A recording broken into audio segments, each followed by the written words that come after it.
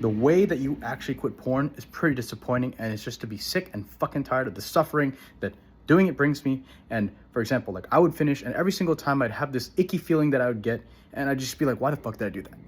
And every single time without fail, I would feel that feeling, and I would try to like push it down, try not to think about it too much, but no matter what I did, it was always there.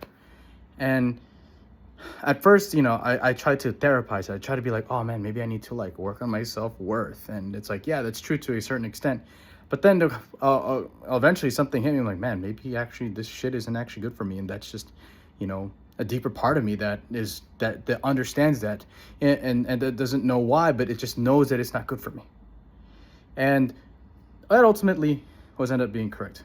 But I'm not really here to talk about the actual like the moral stuff around porn or anything like that. It's really just about quitting it. And sometimes that is to just be so sick and fucking tired of it. I wish I could give some sort of like neat little trick.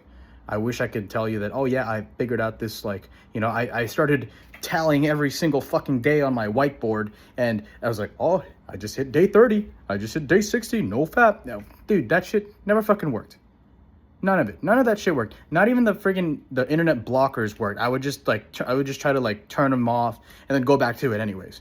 So really the only way is to get, and it's kind of bleak, but it's the truth, and it's from what I experienced, like the moment I thought that I realized that, oh man, I don't like this porn stuff. It took me like 5, maybe even more than that. I don't even know, before I ever even actually quit it. And I wish there was some way for me to say that, oh yeah, you can actually skip all that. But like for every person, for every individual, like it's going to take the amount of time that it's going to take. Now, are there things that you can do in your life to help kind of support you as you go through that process to perhaps even streamline it? For sure. I mean, for one, let me just say that anybody who watches a lot of porn, and again, for me, I'm just going to speak from my experience here. If from when I was watching a lot of porn, is because I was also sedentary. So it's kind of a chicken or the egg thing, right? So when I was watching a lot of porn, I was also like really depressed and like not really getting a lot of exercise, not really doing things that are meaningful to me. And how I define that is like any sort of hobbies, any sort of like goals, and outside of just like your job that means something to you. And that could be in the realms of like, okay, for example, maybe you want to learn how to draw, right? That's more like hobby oriented. Or maybe maybe you want to start rock climbing, or maybe you want to start maybe you just want to go for walks around the pool, or the pool, hello Jesus, walks around your neighborhood. Or, maybe you want to get a girlfriend. I don't know, whatever. Or maybe you want to start traveling. Or maybe you want to start the side hustle so you can quit that job and you can like, I don't know, do it, whatever that may be. When I was watching a lot of porn, I had basically zero of that stuff. Pretty much all I had was just like my anime waifus and, my bed and all that sort of stuff, right? Especially during COVID. And when your life is devoid of these things, then inevitably you're going to turn to these sort of these carnal pleasures like porn, and like even some people turn to gambling and other sorts of things. And so it's a chicken or the egg thing, but it's like, because like staying on the porn also kind of helps also accelerate these depressive tendencies, these reclusive tendencies. They keep you isolated, right? So it's kind of a twofold thing where you kind of have to start fixing your lifestyle. You got to start doing things that are meaningful. Start moving, start getting stuff out. At the same time, make a little bit of effort towards being like at least aware that, okay, maybe this shit isn't good for me. And then also understanding that this shit is going to take time, and you're going to fall prey. And you're going to continue to, even as you fix your life, as you start implementing these things, you're still going to fall, to this habit. And you are. I mean, it's the truth. For me, like I said, like from the time that I consciously was aware of the fact that I wanted to quit porn, it probably took me like anywhere between, I don't even know the actual timeline, is like, it probably took me anywhere between 2 to 5 years to actually finally to go from like not even having the desire to look at it ever again, right? So in due time, at the same time, you start doing all these things like fixing your life, having fun, maybe getting a girlfriend, whatever that may be. And at the same time, you have to have grace. You make the effort, right? If you Like if you have this urge to watch it, then like do something else. Go move. But if you end up watching it, have the grace on yourself to be like, okay, I fucked up. That's okay. I'm just gonna keep trying, and then I'm just gonna keep doing these other things in my life.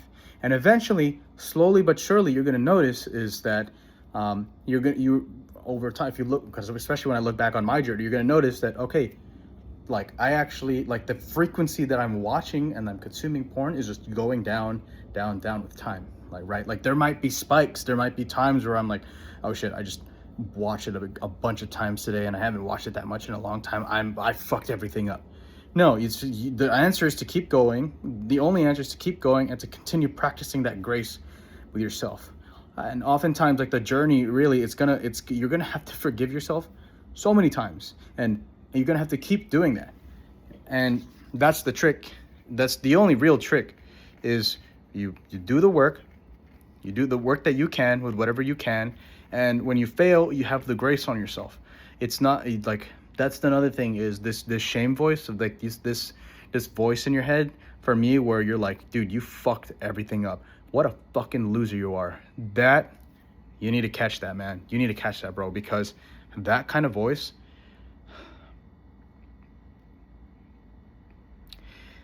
I don't want to say that it's bad. I don't really want to say it's bad. In fact, I'm still trying to figure out how to even like work with it.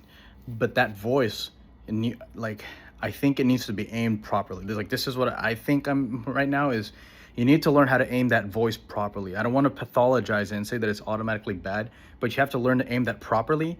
And the worst place to aim it, especially in those times when you fail, is to aim it at yourself like that. Use that voice to aim it at your goals, at the mission, at like what you're trying to quit and to keep going. Like, I won't stop. Right? To me, that's the right way to use that voice. But when you aim it at yourself and you're like, fuck you, you fucked up. That's, to me, is like, that's how you actually destruct even further and how you fall further into these. And the thing is, like, if you do fall to that and if you do fall further into that, then that's another opportunity to practice that same grace and love with yourself. And it's a freaking, that's really the game. That's the true game, is to continue to catch yourself, is to continue to show this grace for yourself at the same time as like wanting to improve yourself. And that's a really tricky line to walk, because a lot of us, for myself, raised in an Asian household, it's kind of usually like when you think of achievement, when you're trying to like do these sorts of things, it usually comes from a place of like, oh man, I gotta achieve this, or because it's the only thing that's gonna like make me worthy of love, or it's gonna be the only thing that's like what else do I have if I don't achieve X, Y, Z, right? And again, there's nothing inherently wrong with achievement, but if you try to like, usually if like it's this heaviness that we attach to it, where it's like, okay, if I do not hit this goal, if I do not hit 30 days no fap, I'm a fucking bum loser.